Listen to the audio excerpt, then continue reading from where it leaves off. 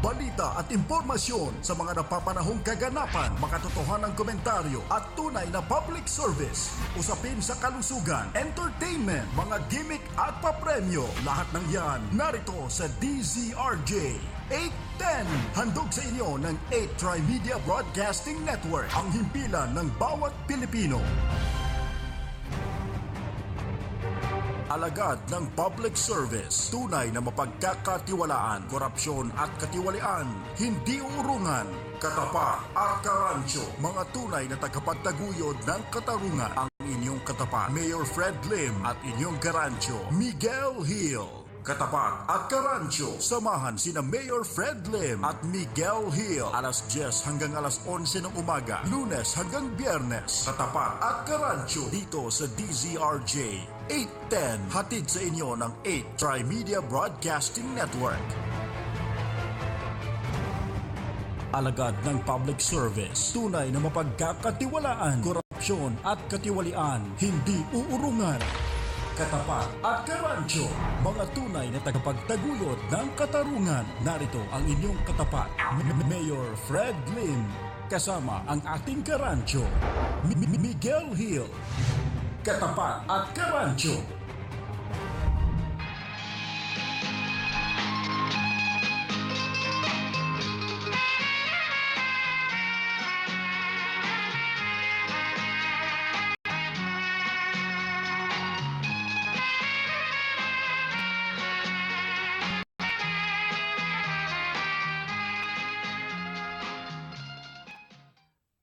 Buenos días a todos, mis amigos. Es Karancho Miguel Hill. Ngayon po ay araw na Lunes, November 9, 2015. Good morning sa lahat ng ating mga taga-subaybay. Simula na naman po ang isang linggo ng pagbabanat ng buto, pagtatrabaho, pagsusunog ng kilay. Okay. At ito na po. Ang nag-iisa, ang pinipilit gayahin pero hindi pa rin napapantayan, ang ating alkalde ng Ipapawid, si Mayor Fred Lim. Magandang umaga sa iyo. Mayor, good morning. Good morning sa ating mga kababayan. Ito po ang inyong katapat, Fred Lim. Sumali po kayo sa aming palatuntunan. Tumawag po kayo at sabihin ninyo kung ano yung mga nagiging problema nyo dyan sa inyong lugar at titignan namin ni Migs kung paano kayo matutulungan. Mayor, kanina nakikinig ako sa inyo meron kayong meron kayong mga diskusyon dito sa naunang programa nila Ka Percy tsaka ng kanyang tropa. Ayaw nga, in-interview ako akong sinigang dito sinagot ko naman mga kanilang katanungan. Halos lahat po na pumasok, lahat ng mga office mates natin dito, mga kasama natin sa ating himpilan, pagpasok kanina, nagmumura. Bakit? Lahat daw sila na traffic. Karamihan medyo na late. At ang itinuturong dahilan, ito daw mga preparasyon para sa APEC. Yung gumawa sila ng parang mga mabuhay lanes. Ano ba yung ba tawag nila? Mabuhay. Pero parang nakamamatay daw para sa ilang mga hindi pala ilan. Halos lahat ng mga motorista, partikular na dyan sa Takong Maynila, dahil lalong sumisikip. Marami kasi yatang ginagawang mga dry run. During the APEC meeting, tila ko isasara yung Rojas Boulevard para doon lang sa mga APEC delegates. Para ibig sabihin, Madadivert. i-divert sa mga ibang rota. Kailangan yung paglilipatan itong dadaanan ng mga sasakyan, lalo na yung mga pampasahero, magkaroon din ng mga traffic policeman in uniform. Wala raw. Parang kanina daw dito sinabi ng isang kasamahan natin dito sa East Avenue,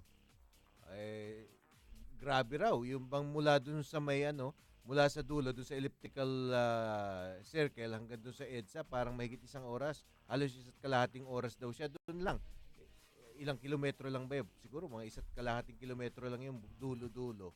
At wala raw silang makitang mga traffic enforcers o police na nagmamando kanina doon. Kaya iniisip nga natin baka na-divert lahat. Yung ibig sabihin, pinadala lahat yung mga tropa doon sa mga pagdarausan ng APEC. Kung kahit ibang lugar naman ang nasasakripisyo. Ewan ko lang kung gaano katotoo ito, pero dapat tugunan niya ng mga otoridad dahil kasi hindi lang, bagamat nandun na tayo, importante na itong pagdaos ng APEC dahil malaki impact nito sa ating pananalapi, sa ating ekonomiya at parang ano rin yan, showcase din yan ng ating bayan, Mayor. Pero at the same time, siyempre, wag naman masyadong yung makukompromiso yung interest ng nakararaming mga motorista. Lalo na dahil ilang araw pa 1 week pa yung APEC na yun. Hindi, siguro, baka nakakaligtaan nila, no? Kinakailangan, mandatory na kasama sa uniforme ng mga traffic policeman o Metro 8 yung kapote. Dahil Kaya na ulang kanina. Kanina umulan eh. Siyempre, natural naman kung wala kang dalang kapote, hindi ka pupunta doon sa gitna para mag-direct ng traffic, di ba? Pero kung meron kang baon, issue na nila. Yung poncho. Poncho may para hindi masabi na hindi sila makabili o ano. Walang pero excuse. Kailangan araw-araw dala nila yon. Bit nila yon. Para pag biglang umulan, isusuot lang nila. Kaya hindi sila sisilong sa mga tindahan o sa mga apartment para hindi mabasa. Ayaw daw minsan bitbitin ng mga iba mga pulis yung mga gano'n. Kahit yung mga sundalo minsan ayaw dahil wapoys daw yung may dalang ano. Para mga bata ayaw magdala ng payong sa eskwelahan dito. Gusto nila yung mga backpack para medyo mag-ara tingnan. May necessity yun eh. Ayun. Mas mabuti magbitbit kayo ng mga pang-ulan kaysa kayo naman na magkasakit. Anyway, para sa ating mga karansyong nakikinig, kung gusto nyo mag-komento, meron kayo nais isumbong, meron kayong mga nasasaksihan na hindi magaganda sa inyong barangay, sa inyong pamayanan, ang aming text line po is 0977-342-1644. Inuulit ko po, 0977-342-1644. Yan po yung ating text line. Mangyari lamang po, isama nyo yung inyong first name at kung taga saan kayo para alam naman namin dito sa aming himpilan na kayo totoong totoo. Meron din po tayong hotline para doon naman sa ating mga karancho na nais marinig ang kanilang tinig sa Himpapawid. Ayun naman ay 412-0288. 412-0288. Nakalimutan natin kaya umiyak. Good morning, Gardo. Yan po si Gardo, ang gardog ng bayan, sanggan dikit ng kabutihan, kaaway na mortal ng mga kawatan, yung mga korap. Hindi naman nabanggit ko lang, nabigkas ko lang yung salitang korap. Nagagalit na kaagad si Gardo. Anyway, Mayor. Hindi, teka, dapat tayo mga mamamayan. Yung Opo. Mga tahimik na mamamayan, law-abiding citizens, dapat pamarisan si Gardo eh. Dapat mangagat din tayo? Hindi lang yan. Kundi galit na galit doon sa mga nagsasamantala sa kanilang panunungkulan. Anyway, Mayor, dito sa recently ito, napag-uusapan na rin naman natin itong paghahanda sa APEC. Bilang paghahanda sa APEC, meron yata silang lanes na meron yung mga extreme, yung pinaka lane na pinakamalapit sa bangketa, ginagawa nilang mabuhay lane. Parang for the exclusive use yata ng APEC, para ganun yung ibig sabihin.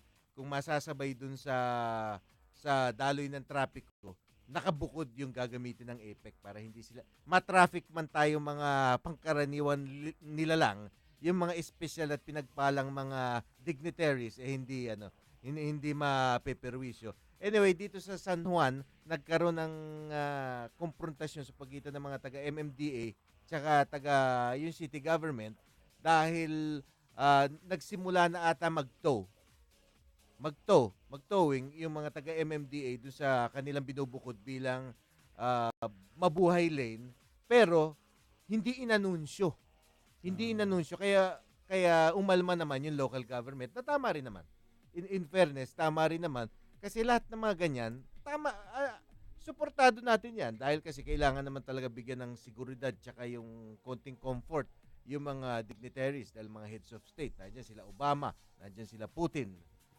Kaya talagang kahit na paano, for security's sake, talagang dapat mas Kasi yung mga hindi magagandang yung mga ambush, nangyayari yan sa lansangan Kaya talagang dapat mabilis ang takbo ng mga sasakyan ng mga dignitaries, ng mga, pati yung mga diplomatic corps na nandyan. Pero kailangan may announcement naman. Hindi yung bigla na lang babatakin yung mga sasakyan nang hindi alam. Kasi, kunwari, ngayong araw na ito, okay naman pumarada dyan sa mga ilang mga lugar. Sa matter of fact, yung iba pay parking pa. Tapos parang iko-commander ng gobyerno para maging special na lane para sa mga VIP. Naiintindihan din natin yun, pero kailangan i-anunsyo nila several days in advance. Tama ka doon. Kailangan may koordinasyon para hindi nabibigla yung mga local authorities. Hindi naman natin sila masisisi. Siyempre, bibigyan din naman nila ng proteksyon yung kanilang nasasakupan. Lalo na kung nagbabayad ng parking fee. Siyempre, nakagawian na doon pumarada, tapos biglang-bigla, pahihila. Pag pinahila mo, mas malaki pa multa. Walang kasalanan yung tao. Parang na-caught in the crossfire lang sila pagkatapos magtuturuan. Siyempre, pag nabatak na yung sasakyan yun, naka-impound na, anong gagawin mo? Mga katwiran ka, hindi ka naman aarkila pa ng serbisyo ng isang abogado para ihabla yung yung MMDA pag nando na. So, labas na, suka na ng pera yung motorista. Lalo na yung mga motorsiklo, pinagdadampot na raw, nandun na, nakasakay na sa truck, dito nga sa San Juan. Pero dahil nag-intercede yung mga taga-LGU at mga taga-barangay ata, pati na yung mga motorista, pwersahan binaba yung kanilang yung mga motorsiklo na sana nakasakay na sa truck actually, yung mga motor. Iwasan na po natin yung mga ganung komportasyon kasi pwede pang pagmulan yun ng pwede pang pagmulan yun ng gulo. Pwede pang malay nyo pagkatapos mauwi na yung sa suntukan, batuhan ng bote o kung ano pa man. So na lang sa ano ba yun? Yung being forewarned na lang siguro. Being forewarned. Anyway, Mayor, napag-uusapan yung tanimbala, yung isyong tanimbala. At kaugnay naman nun, meron tayong makakapanayam. Mula naman ito sa Mactan Airport. Sa Mactan Airport, Cebu. Ayan. Kaya makakausap po natin live sa linya ng telepono ang ating Cebu correspondent si Fidel Orate. Si Fidel Orate, live mula sa Cebu. At ito nga po ay sinasabing walang tanimbala racket sa Mactan International Airport. Ito ang sinabi ni Security and Management Officer Senior Soap Joselito Sulido na walang tanimbala racket sa Mactan International Airport. Sa isinagawang press conference ni General Manager Nigel Paul Villarete, sinabi niya sa nakaraang taon ng 2014 at ngayong taon ng 2015 ay may pinasuhan na silang pasahero sa korte na may dalang bala sa kanilang bagahe. Sinabi pa ni GM Villarete ang mga nakumpiskang bala sa Mactan Airport ay aabot sa 1,040 out of 1,322 na sinasabing ginagawang amulet at ang 282 na bala ay live bullet. Sinabi pa rin ni GM Villarete na sinisiguro nito na walang tanimbala extortion racket na inilalagay sa mga paalit at dumarating na pasahero galing sa ibang bansa. Samantalang isang kolektor ng Mactan Customs ang inampus itong nakaraang 2 araw. Base sa pulisya, ang customs collector na inampus ay si Cherry Campo, Port Collector ng Mactan Customs. Hanggang sa ngayon ay patuloy pa ang follow-up operation ng pulis talisay kung anong anggulo ang motibo sa nasabing ambush. Mula dito sa City of Cebu, ito si Fidel Orate. Para sa DCRJ 810, 8 Trimedia, ang himpilan ng bawat Pilipino. Maraming salamat sa iyo, Fidel Orate. Ayan, mula sa Cebu, yung ating correspondent. At sinasabi nila, Mayor, na dito daw sa Cebu, yung modus na tanimbala sa Mactan Airport particular, malaking airport din niya, international airport, wala raw kaso ng tanimbala. Anyway, time check muna tayong oras po natin ngayon ay 10:23 ng umaga. This time check's brought to you by IQ. Get cool with IQ. Come to RJ Bistro, the home of rock and roll, and enjoy live bands performing music from the 60s to current day hits. Tonight, it's videoke night. No entrance, no minimum, and 50% off on drinks all night long. RJ Bistro, the home of rock and roll. Lower level, Dusatani Hotel, Makati. For inquiries or reservations, please call 218-3326 or 0906-221-1524. Palakpakan natin yung nire-report ni Fidel na Ayun. magagaling yung official doon sa Mactan Airport. Ibig Nawala sabihin, pala sila nung tanimbala. Tanimbala. Ibig sabihin talagang nasa pamunuan lang. Nasa mamumuno lang. Anyway, ito meron tayong text sa isang individual na itago na lang natin sa pangalan Philip. Ito, meron siyang text tungkol dito sa Tanimbala. Okay. Joke. Para naman medyo matuwa naman ang ating mga listeners. Sa airport daw meron Tanimbala. Okay. Sa Camp Crame walang bala. Kulang sa logistics. Sa Bilibid Prison naman daw maraming bala. Pero sa EDSA, anong meron? Oh, anong meron? Abala. Hindi ba nilinis na yan yung EDSA? Meron general na naka-assign dyan na lahat ng mga illegal parking magmula doon sa Balintawak hanggang doon sa Rojas Boulevard o Top Avenue sa EDSA. Pero Nilinis na yan, hindi ba? hindi ko nga maintindihan. Para meron ba talaga nakaparada sa EDSA? Kasi para ako, nagdaraan din ako sa EDSA, parang wala naman ako nakikitang nagpa-park. Maliban na lang doon sa mga underpass. Kasi 'di ba may mga doon, may mga flyover doon sa katulad na lamang dito sa harap ng ng Camp Crame, di po ba meron? Tsaka somewhere diyan saan ba yan? Paglampas ng Cubao, meron din. Kasi meron mga ilang lugar diyan na merong outpost yung MMDA at minsan pinagpaparadahan yung sa emergency parking. At meron din mga ilang lugar na alam ko talagang pinagpaparadahan yung isa na yung sa May Kamuning. Sa May Kamuning doon sa tapat nung diyan. Station 1 ba yan o yung QCPD? Yun ang dating headquarters ng Quezon City Police Department. Ngayon sa Karingal na. Diba? Yung main headquarters. Pero nandun pa rin yung headquarters ng presintong nakakasakop doon. Presinto pa rin. Pero nabanggit mo yung parking sa EDSA. Ang alam kong meron, yung bang palengke sa Balintawak? Ayun, Yun, tama kayo. yun, Tama yun, kayo. doon Meron maraming talaga. nakaparke. Yun ang dapat tanggalin. nilinis nila. Yun ang dapat tanggalin kasi. Kasi yung mga ibang lugar naman talaga sa EDSA, hindi naman pwede pagparkingan. Bagamat mistulang nakapark minsan yung mga bus doon, ayaw umalis hanggang mapuno sila. Ayun ang dapat itinataboy naman ng mga enforcer at ng traffic management group.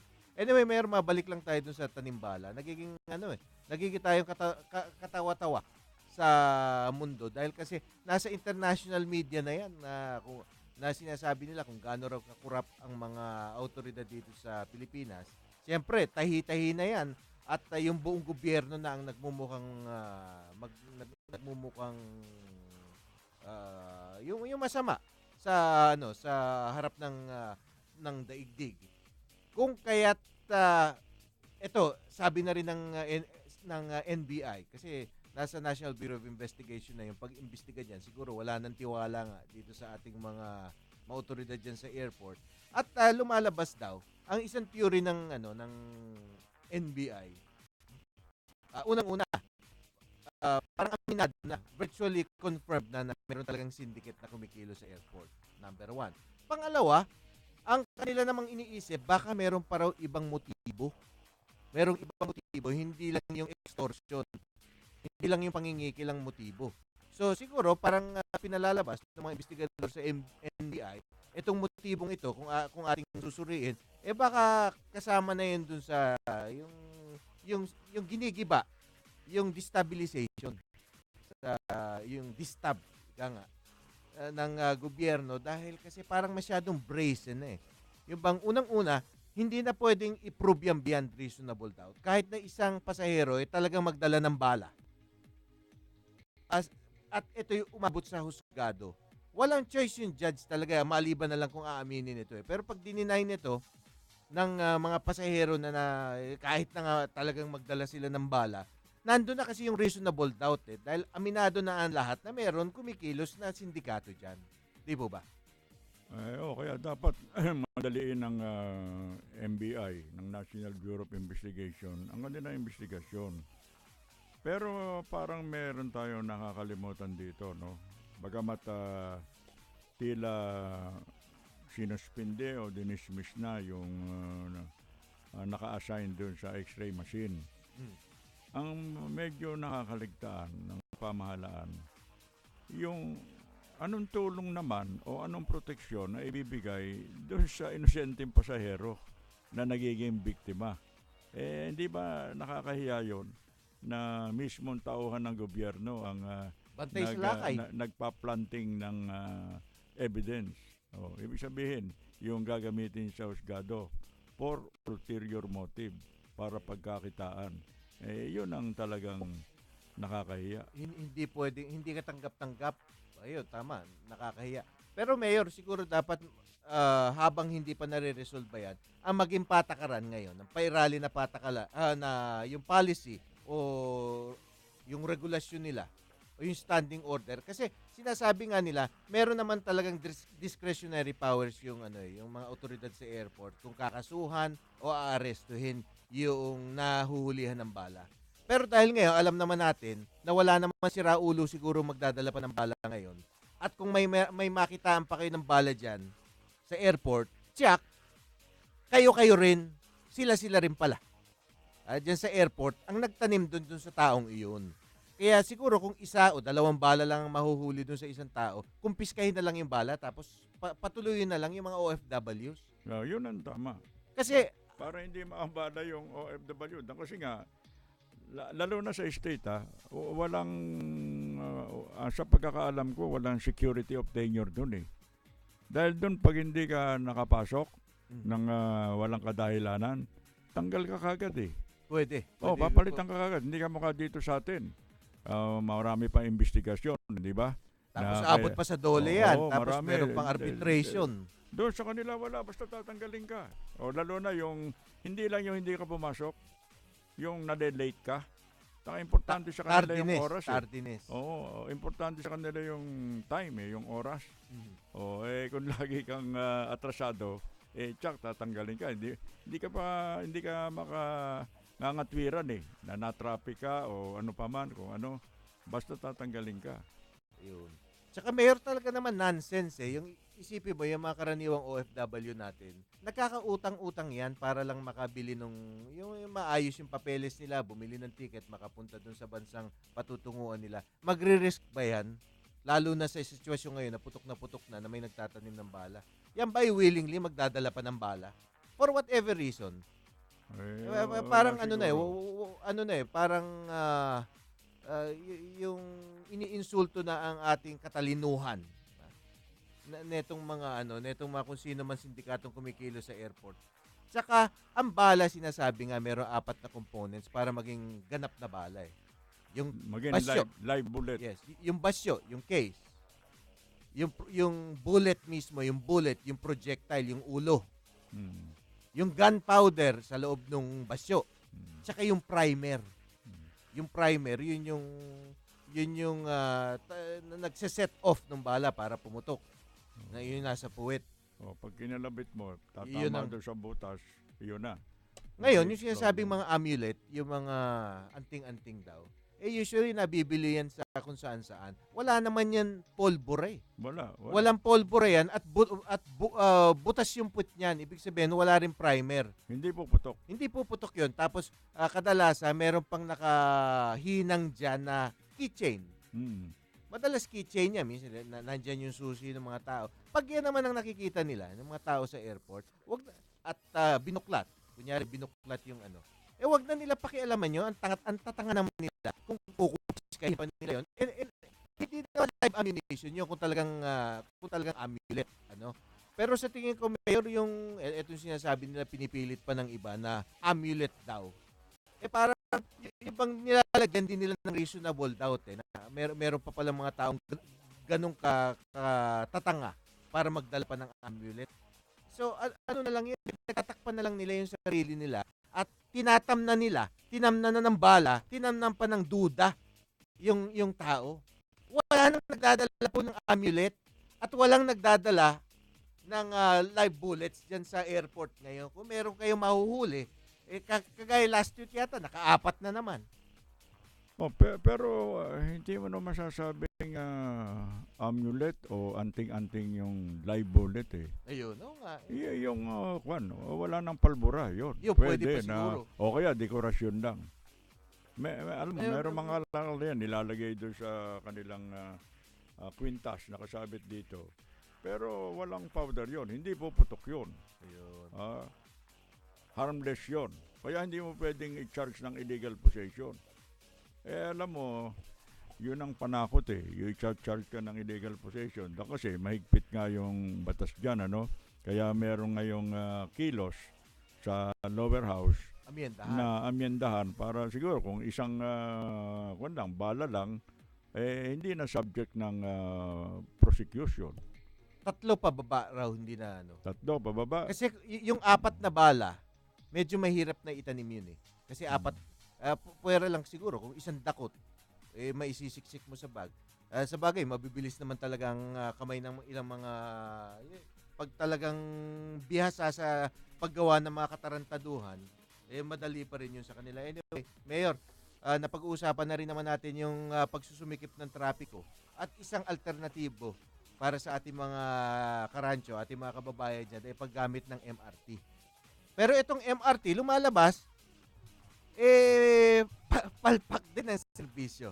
Kaya ngayon, makakapanayam natin live sa linyang telepono ng ating Senate reporter, si Jojo Sicat, na inatabayanan daw nila ang isang hearing dyan sa Senado, ukol, iimbestigahan, yung investigation in aid of re-election, AST, legislation, ang pagdinig sa palpak na serbisyo ng MRT. Ayan. Jojo.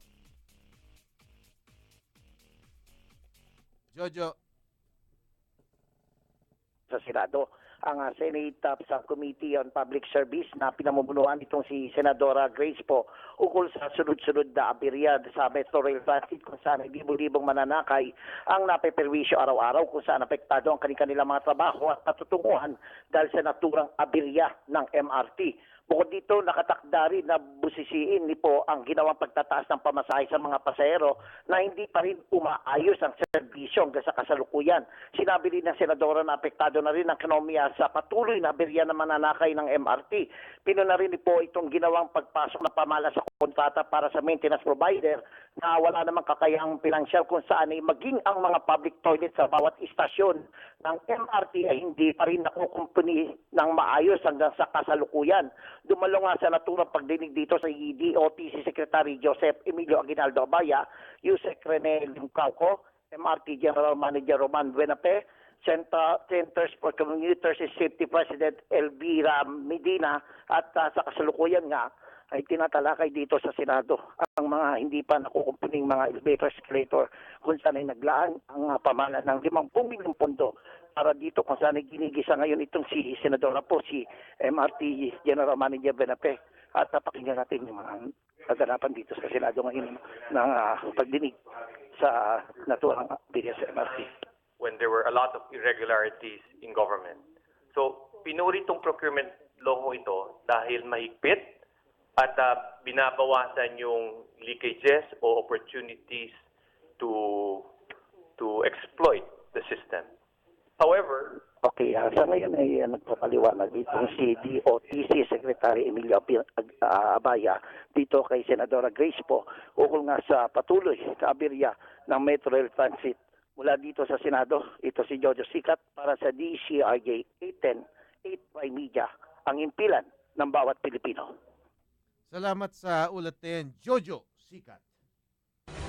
Halalan 2016, isang makabuluhang talakayan sa loob ng 1 oras at kalahati para sa isa na namang makasaysayang pagpili ng panibagong mamumuno sa ating bansa. Makinig sa 8 Diretso tuwing Biyernes alas 4:30 hanggang alas 6 ng gabi para sa isang espesyal na pagpapakilala sa sambayanang Pilipino kung sino nga ba ang karapat-dapat na maging leader ng ating bansa. Paglatag ng plataporma, pagkilala sa isang kandidato, siya ba ay karapat-dapat o hindi?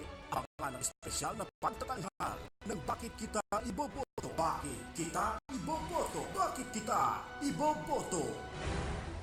Para sa sambayanang Pilipino, hatid sa inyo ng DZRJ 810, a Trimedia Broadcasting Network, ang himpilan ng bawat Pilipino.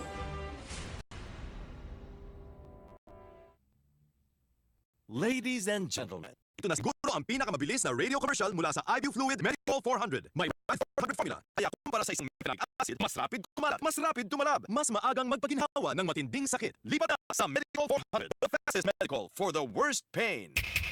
Ibuprofen is the generic name of Medical 400. If symptoms persist, consult your doctor. Ayun. Narinig po natin yung mga pangyayari ngayon sa Senado kung saan ginigisa ni Senator Grace po ito si Secretary Abaya. Pinagpapaliwanag. Nako, talaga nasa hot seat ito si Abaya ngayon dahil bukod dito sa MRT, ano rin siya, damay din siya dito sa nangyayari ngayon tanimbala sa airport. Hindi, meron na ako mungkahi dyan sa MRT o LRT, no? Yes, sir. Kaya mga public transportation yan eh. Tignan mo.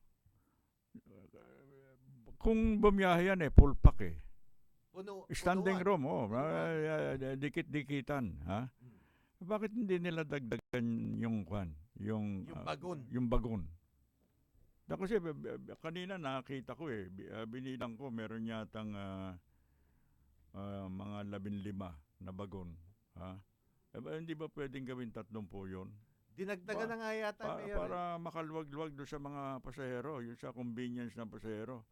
Alam mo, sa state, napapansin ko yung mga public transport doon, kay tren, kay bus, wala nakatayo lahat nakaupo. Nakakaupo. Oo, nakakaupo. Tsaka may oras sila yung every 15 minutes tumatakbo. Kaya yung iba, iniiwanan na yung kotse sa bahay Ang ginagamit nila, yung public transport na yon. Kaya yung kotse ginagamit nila kung weekends lang. Friday night, Saturday, Sunday, yung nag-out of town, out of state sila. Pero yung pang-araw-araw na pagpasok sa opisina, subway na lang. Subway. Tsaka yung subway nila, ang ganda, parang shopping center pa Ayun, nakita ko yun. Kung nandun ka, pwede kang mamili dun, di ba? Pero Mayor, nasabi nyo nga, dun sa ibang bansa, may oras every 15 minutes yung mga, yung kanilang tren. Pareho rin naman dito sa mga tren dito. Every 15 minutes niya may oras. Every 15 minutes nasisira. Yan nga ang problema kasi nga, kung sino man nanunungkulan, mga magagaling naman yung mga taong yan ha? Dapat sa personal, inoobserbahan nila kung anong sa pang-araw-araw, kung ano nangyayari. At least, common sense dictates na alam mo kung alin yung mali.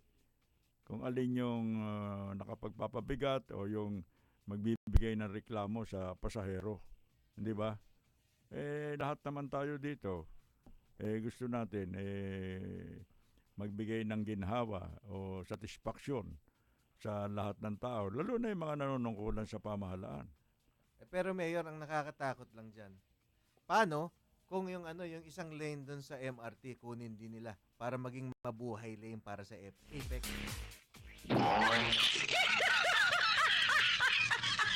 Yung APEC, di naman sasakay dyan. Baka kunin din nila maging mabuhay lane din. Anyway. Baka hindi na mabuhay lane itawag dyan. Yung mamatay lane. Mamatay lane. Dahil sa congestion, sa kasikipan, di ba? Lalo na yung mga kababaihan.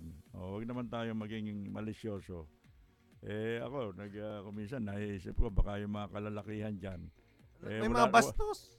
Wala naman pupuntahan, sumasakay para magkaroon ng pagkakataon na makadikit doon sa mga kababaihan eh. Meron atang meron bagon pagkakaalam ko.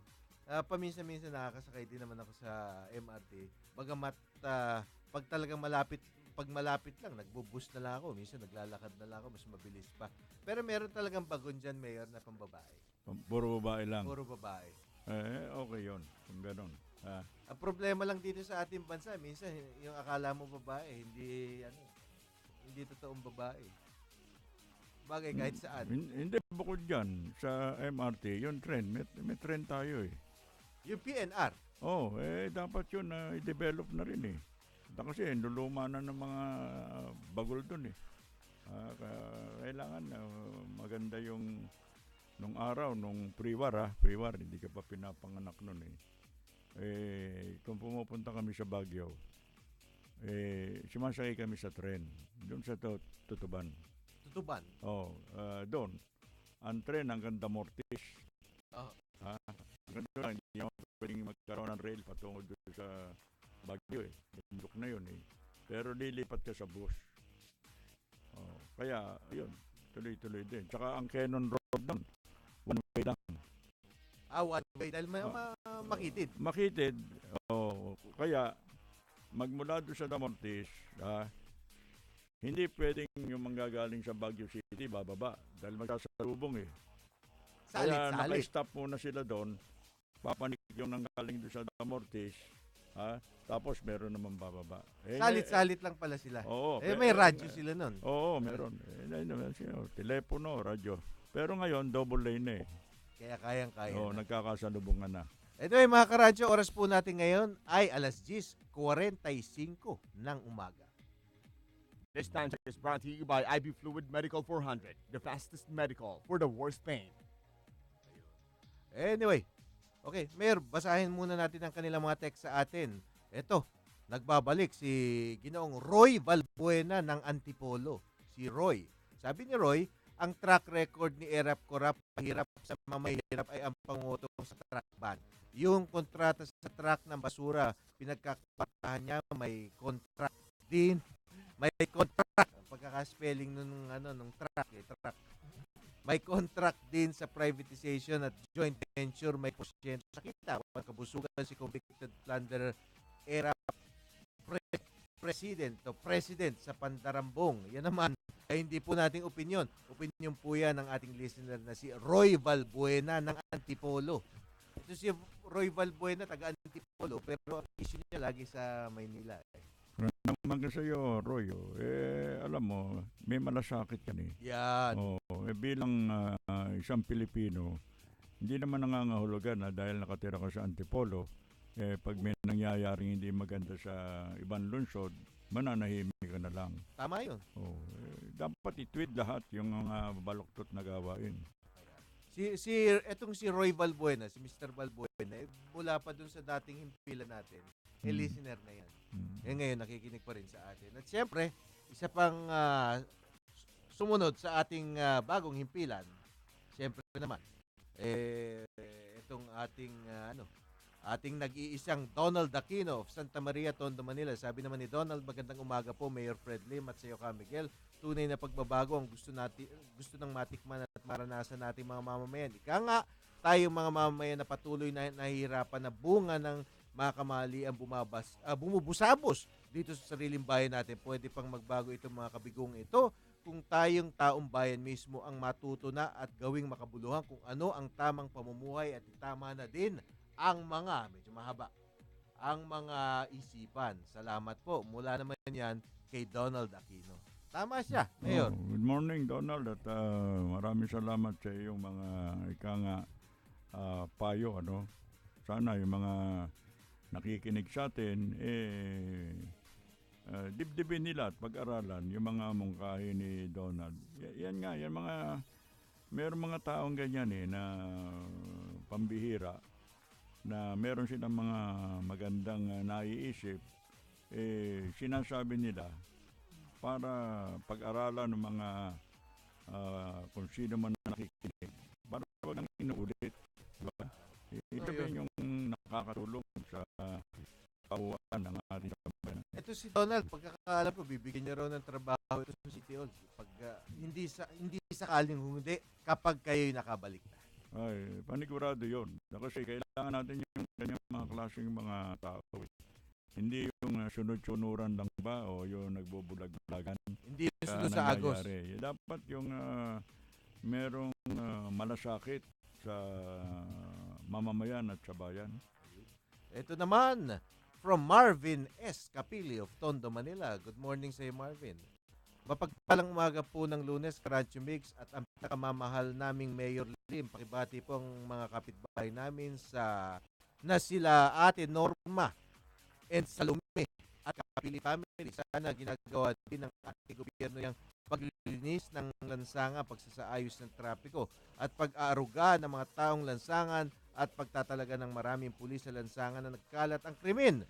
Kahit wala yung pagbisita ng mga taga-APEC, yung mga dignitaries, wag nang magkunwari at magpakitang tao at plastic. Thank you po. From Marvin Capili. Ay, magandang umaga, Marvin. At kami bumabati kay Aling Norma at Aling Salome na sana nasa mabuti kayong kalagayan. At buong Capili family. Patiin din natin. Buong Marvin Capili family. Yung mga ganyan yan ang mga yun ang mga modelong mamamayan. Model citizens. Oo, yun ang kulang sa atin eh. Pero tama yung sinasabi ni Marvin Mayor na itong pagdilinis ng ating mga kalsada, hindi lang titiyak na magandang daloy ng trapiko at kahit papano yung mga mga kababayan natin na walang matirahan at palibot-libot lang sa mga lansangan, naaaruga sila at nadadala sila sa DSWD. Yan ang dapat ginagawa natin araw-araw, hindi lang kapag meron APEC. Oo, malaking budget ng DSWD, billion yan. Tila ngayon. Saan? Yung annual budget niyan, di ba parang may imbestigahan ngayon sa Senado? Inaalam yung sa Yolanda. Sa Yolanda, ayun. Leyte. Ang laki-laki ng budget, pero yun nga, kaya nga nagkakaroon pa ng anggulo na baka dahil yung yung lugar na yun hindi baluarte ng mga ibig sabihin hindi malapit sa kusina, hindi nabigyan ng karampatang atensyon. Yan dapat naman sagutin yan dahil kasi unang-una pera po ng taong bayan yan. Yung bilyon-bilyon na yan at talagang pag sa emergency dapat nagagamit yan. Hindi yan sasabihin mo hindi naman nawala, nasa bangko. Anin pa nga meron kasabihan, di ba? Anin pa yung damo pagpatay na yung kabayo. Ano ang ginagawa ng pondo sa bangko? Dapat gastusin yun eh. Yun. Kaya nga inaprubahan yun para sa emergency. Pero ang problema nga dyan, tila sa nababasa natin, hindi daw yung DSWD ang namahala sa paggagastos. Pero merong mas malaking pondo dyan, yung mga donation. Yun. Galing sa foreign government. Bukod doon sa budget, hindi raw na-release, Mayor. Yun na nga Kaya umuusok ang ilong ng yung mga survivors na nga, namatayan na. Pinadalhan na ng mga dayuhan ng mga relief goods at pera. Para kahit na paano maayudahan sila, ipinagkait pa. Bakit? Hindi, kami nabulok Pagkain. Yung mga pagkain food stuff na pinadala, hindi na i-distribute. Ano bang pinapalabas nila? Parang nagpapa-importante, di ba, Mayor? Yung buhay namin, kung kayo mabubuhay o mamamatay, nasa kamay namin, may power kami. Kung di namin kung di namin pawalan, i-release itong mga relief goods na ito, patay kayo. Kaya kayo, amin muna kayo sa amin. Parang ganun ang dating sa akin Kaya hindi dapat pasukan ng politika yan kasi yung mayor doon, Romualdez. Kalaban ng mga Aquino. Nasa opposition yun. Pag nagkakakulay ang desisyon natin sa pagbibigay nito mga tulong nito, hindi maganda. Kailangan non-political yan. Kailangan pare-parehong biktima ng malakas na bagyo yan. Yun yata ang pinakamalakas na bagyo sa buong mundo. Yung Yolanda. In terms of yung loss of lives din. nabasa ko dito sa dyaryo, merong mga tao, mga lone survivor sila, buong pamilya nila na lipol, sila lang nabubuhay. Parang gano'n, kung gano'n nangyari sa'yo, parang mamatamisin mo pa yung sumama na lang kayo, sama-sama na lang kayo. Kaysa ikaw nag-iisa sa mundo. Hindi Nakasakit. umabot na yata sa 10,000. Mahigit. Oh, Pagkatapos yan pa. pero yung statistics ng gobyerno medyo mababa. Bakit nagkakaroon ng ganong discrepancy? Posibleng meron kasing mga kasi yung mga ano na yan, yung statistics na yan, base din yan sa mga reports eh. Kung isang buong pamilya wipe out, baka wala nang nagre-report. Di ba? Hindi, pero yung Bakit? Sa kung barangay sino meron. man yung barangay chairman doon o Teniente del Barrio May listahan dapat. o konsihal, alkalde, gobernador. Alam mo Ay, naman sa probinsya na magkakilala yan eh. At hindi lang magkakilala, kung minsan magkakamag-anak pa eh. Ayun. Kaya alam nila kung sinong nasalanta, kung sinong namatayan. Pero kung lalagay mo dyan, yung galing sa ibang lugar, wari, Leyte, ang ilalagay mo, tiga Maynila. Wala. Na walang Wala kilala doon. yan. Wala yan. Galing sa Ilocos, dapat yung tiga ron. Ibig sabihin, mga magkakilala sila eh. Dapat binigay kay Mayor Romualdez eh. Siya mayor doon eh. Ayun. O kaya yung governor, kung sino yung governor. Wala na tayong pakialam kung ano yung partisan politics, kung anong partido yan. Kung sino alkalde, sino gobernador, siya ang lead doon eh. Hindi yung dahil yung national agency, siyempre sila may kontrol ng relief goods. Para naman sila sumikat, yung ikokontrolahin nila yung pati yung pag-release pa konti-konti. Gusto nila sila nagpo-posing sa mga dyaryo. Sila ang na-interview sa mga TV habang nagbibigay sila pa konti-konti. Sa kakatsani nila ng release na itong mga relief goods na hindi naman kanila at hindi naman nagmula sa kanila. Minsan pa daw, dinidikitan ng sticker ng mga kung ano-anong ahensya, DSWD o DILG o kung ano pa man, bigay ng mga Amerikano, bigay ng Hapon, bigay ng mga, bigay ng, kunwari, Koreano. Nakakainis. Anyway, ikaw ba'y nakikinig sa DZRJ 810 araw-araw? Pues, ito nang isang pasasalamat namin sa inyo. Mag-text ng inyong greetings o mensahe sa 0917-798-8910. Huwag kalimutang ilagay ang inyong buong pangalan, address at magkaroon ng chance manalo ng isang brand new Nextbook Android tablet. Makinig at manalo mula sa himpilan ng bawat Pilipino. Handog sa inyo ng A-Tri-Media Broadcasting Network. Ayan po. Ayan, Mayor, wrap up na tayo. Malapit na matapos ang ating oras. Gayunpaman, kailangan na. Alam nyo, Mayor, nung isang linggo, nung Huwebes, wala kayo nun dito. Merong isang dayuhan, taga Inglaterra, British national, pumunta dito, inirereklamo, natamnan din siya ng yung hindi naman bala, droga daw, at sa Lawag Airport. Ibig sabihin, kaya daw siya naglakas ng loob to speak out, dahil kasi ngayon alam niya na baka meron na raw maniwala sa kanya dahil ini-extort daw siya, pinipitsaan siya nung mga authorities, particular na yung mga pulis dun sa airport ng Lawag. Ngayon, itong taong ito lumabas na rin yung yung kanyang pinagdaanan dito sa pahayagan, binabasa ko kanina. Pero naunang lumabas yan dun sa programa natin. Anong pangalan?